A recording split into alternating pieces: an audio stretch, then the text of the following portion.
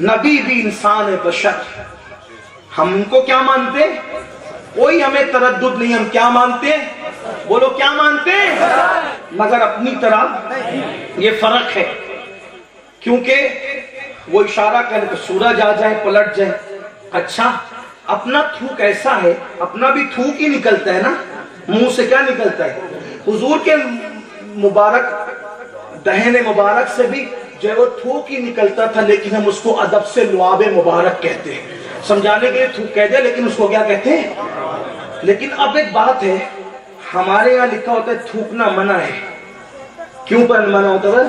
مولانا تھوکے تو بھی لوگوں کو ٹینشن ہوتا ہے، پیر صاحب تھوکے تو بھی ٹینشن ہوتا ہے، انجینئر تھوکے تو بھی ٹینشن ہوتا ہے، اور آج کل تو زیادہ ہی، بلکہ باپ بھی اگر چھینکے تو بیٹا ایسے کرتا ہے. کیوں؟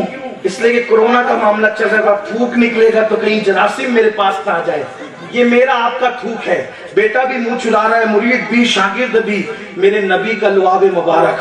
ایک لعاب کئی کام ہو رہے ہیں.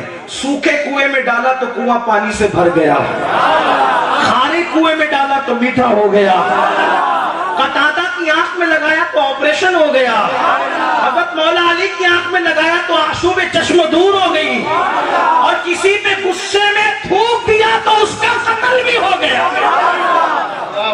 یہ لعاب مصطفیٰ ہے. بشر ہے لیکن ہماری طرح بہت طویل بحث ہو جائے گی بات. تو ہے حضور کیا؟ بولو.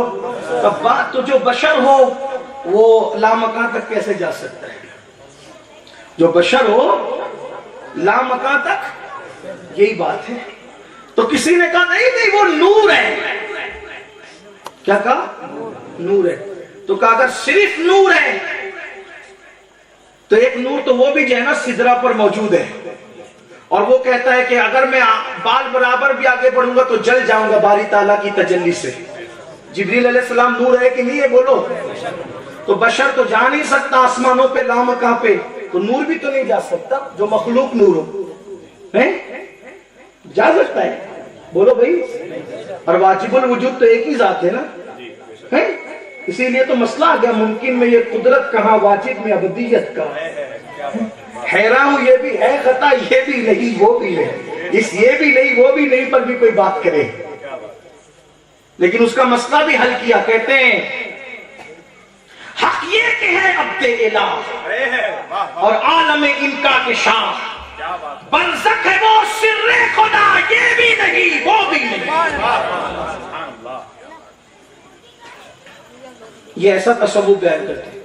تو نیرا بشر بھی نہیں جا سکتا، اور نیرا نور بھی. تو نیرا نور ہوگا، جبریل نور ہے نا بھائی، نہیں جا سکے نا آگے.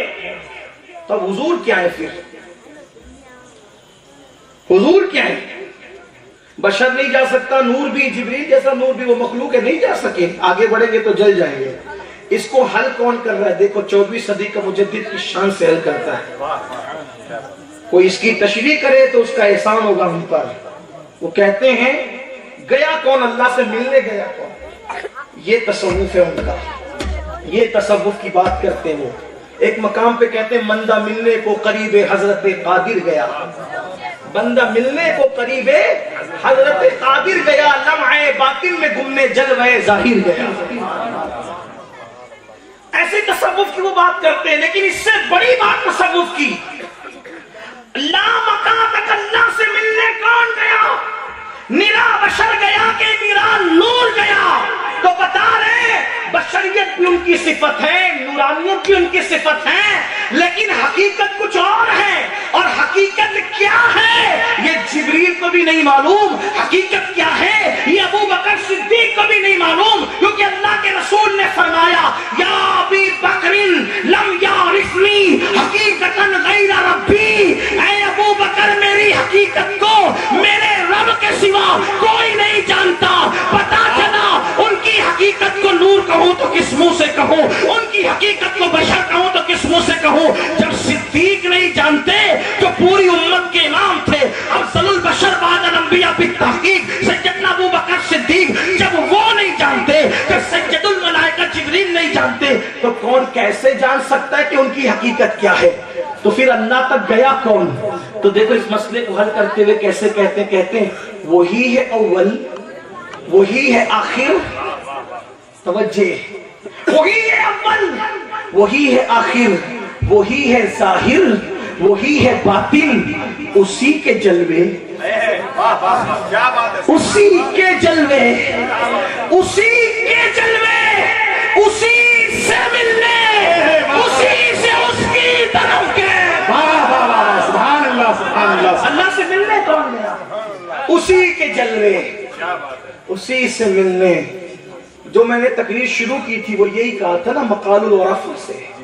کیا کہا تھا وہ؟ مجھے پیچھے سے اشارہ رہا, مجھے جانا ہے, میں جاؤں گا کیونکہ اصل پروگرام تو میرا وہی ہے, وعدہ وہاں کیا تھا, یہاں بن بلائے مہمان ہے. ارے مہربانی آپ لوگوں کی, کہ آپ تو چاہتے تھے بریانی, آپ تو دال روٹی پہ اکتفا کرنے لگے ہیں. جزاک اللہ, آپ کی محبت سنا. چلے میں بات مکمل کر دوں مختصر میں.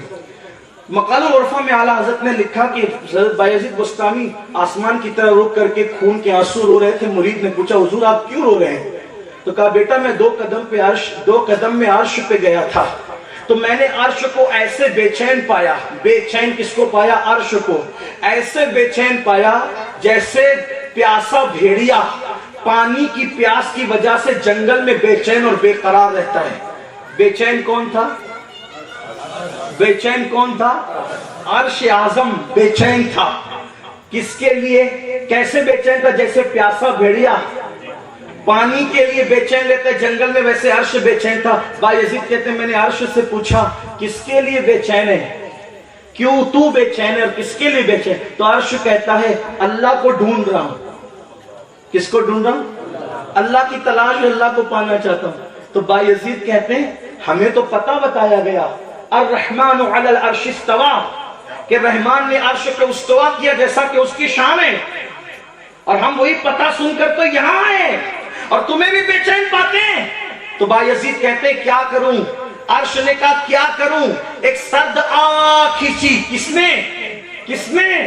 عرش نے ایک سرد آہ کھینچی, اور عرش کہنے لگا بایزید جب تو پوچھتا ہے کہ کہاں ہے تو تجھے عرش کا پتہ دیا جاتا ہے, اور جب میں پوچھتا ہے کہ تو کہاں ہے تو مجھے کہا جاتا ہے بایزید جیسے عاشق کے دل میں مجھے جا کر کے ڈھونڈ لے, تو وہیں پر مجھے پا لے گا. سبحان اللہ سبحان اللہ سبحان اللہ. عرش کو کیا کہا جاتا ہے؟ اگر اللہ کو پانا ہے تو کس کے پاس جا؟ کسی عاشق کے پاس جا, اس کے دل میں تو مجھے پائے گا. امام احمد رضا یہ فلسفہ سمجھ گئے تھے کہ قوم کو نمازی بناؤ, حاجی بناؤ, غازی بناؤ, کچھ نہ کچھ کمی رہ جائے گی. کوئی ایک ایسی ڈگری دلا دو کہ ساری کمی ختم ہو جائے. اور وہ ڈگری کیا ہے؟ عارف رومی سے کسی نے کہا تھا کہ کیا بنوں کہ میں سب کچھ بن جاؤں گا, ختم کسی بنوں تو روزہ چھوٹ سکتا ہے. توجہ ہے, ختم کرو توجہ. نمازی بنو روزہ چھوٹ, روزے دار بنو داڑھی چھوٹ سکتی, نماز روزہ داڑھی حج چھوٹ سکتا ہے, حج کیا عمرہ چھوٹ سکتا ہے, حج عمرہ کیا ماں باپ کی فرما برداری چھوٹ سکتی, ماں باپ کی فرما برداری کی بیوی سے محبت چھوٹ سکتی, بیوی سے پیار کیا بھائیوں سے محبت, کہیں نہ کہیں کمزوری آ سکتی. صحیح, کوئی ایک ایسی ڈگری ہے کہ وہ بنے تو سب بن جائے. عارف رومی مولانا روم سے کسی نے پوچھا میں کیا بنوں کہ سب بن جاؤں, کمی نہ رہ جائے؟ تو کیا کہا تھا پتہ ہے عارف رومی نے؟ عاشق بن جا تو سب بن جائے گا. عاشق بن جا, عاشق بن جا وہ سب بن. میرے نبی نے صحابہ کو عاشق بنا دیا تھا, اسی لیے وہ کبھی جھوٹ نہیں بولتے تھے, کبھی غیبت نہیں کرتے تھے, کبھی چغلی نہیں کرتے تھے, کبھی ماں باپ کی نافرمانی نہیں کرتے تھے, کبھی بے نمازی پن ان میں نہیں تھا, کبھی کسی کی حق تلفی نہیں تھی, یعنی کوئی برائی ان کے اندر نہیں تھی. میرے اللہ نے ان کے لیے اعلان کر دیا رضی اللہ عنہم ورضوا عنہ ذالک لمن خشی ربہ, یہ وہ لوگ ہیں جن سے اللہ راضی ہو گیا, یہ اللہ سے راضی ہو گئے. اللہ اکبر. تو عاشق بن جاؤ, تم سب کچھ بن جاؤ گے, ساری کمی تمہارے اندر سے ختم ہو جائے گی. امام احمد رضا نے کہا کہ میں قوم کو عاشق ہی بناؤں گا, اور انہوں نے ساری زندگی ایک پیغام دیا, کیا بنو؟ کیا بنو؟ جو عاشق ہوگا وہ بے نمازی, جو عاشق ہوگا وہ داڑھی منڈا, جو عاشق ہوگا وہ زکوٰۃ چور, جو عاشق ہوگا وہ عمرہ کا انکار کرنے والا, جو عاشق ہوگا ماں باپ کی نافرمانی کرنے والا نہیں ہوگا, جو عاشق ہوگا وہ مزار کا مذاق اڑانے والا نہیں ہوگا, جو عاشق ہوگا وہ جاہل بھی, کیونکہ اس کو پتا ہوگا میرے محبوب نے کہا کہ میں معلم بن کر آئیں، میں معلم بن کے تو وہ علم کیسے عاشق؟ تو انہوں نے کہا لوگ عاشق بنے، تو پھر وہ یہی پیغام دیتے. کیا پیغام دیتے پتہ ہے؟ جان ہے عشق مصطفیٰ، روز فضو کرے خدا، جس کو ہو درد کا مزہ نازے دوا اٹھائے. کیوں؟ امام احمد رضا یہ فلسفہ سمجھ گئے تھے کہ قوموں کو جو عروج ملا تھا، صحابہ کو جو عروج ملا تھا، وہ عشق مصطفیٰ کی وجہ سے ملا تھا. اور اب بھی لوگ ترقی کر سکتے ہیں، ایک ہی جوہر چاہیے، کیا؟ عشق رسول کا. اسی لیے یہی فکر تو اقبال بھی دیتے ہیں، کہتے ہو نہ وہ پھول تو بلبل کا ترنم بھی نہ ہو، چمن دہر میں کلیوں کا تبسم بھی نہ ہو نہ ساقی تو پھر میں بھی نہ ہو، خم بھی نہ ہو. خیمہ افلاق کا استادہ اسی نام سے ہے، بس میں ہستی تپش آمادہ اسی نام سے ہے. قوت عشق سے ہر پست کو بالا کر دے، قوت عشق سے ہر پست کو بالا کر دے، دہر میں اسم محمد سے اجالا کر دے. کہ محمد سے وفا تو نے تو ہم تیرے ہیں، یہ جہاں چیز ہے کہ اللہ و قلم تیرے ہیں. جانتے تھے امام احمد رضا کہ اگر ایک بلال جو غلام تھے پہلے، ان کو کعبے کی چھت پہ چلنا نصیب ہوا ہے، صرف عشق مصطفیٰ کی وجہ سے نصیب ہوا ہے. تو جو بھی ترقی کرے گا عشق کی وجہ سے. سنیو آؤ، امام احمد رضا نے جس عشق کا پیغام دیا، ہم بھی اسی عشق کی طرف آئیں، اسی محبت کی طرف آئیں، اسی پیار کی طرف آئیں. اللہ تعالیٰ ہم سب کو سچا عاشق بنائے. اسی لیے کہتے ہیں عشق تیرے صدقے جلنے سے چھٹے سستے، جو آگ بجھا دے گی وہ آگ لگائی ہے. دوران گفتگو معاف فرمائے، آگے کا پروگرام چلتا رہے گا، آپ لوگوں کو بیٹھنا ہے. السلام علیکم.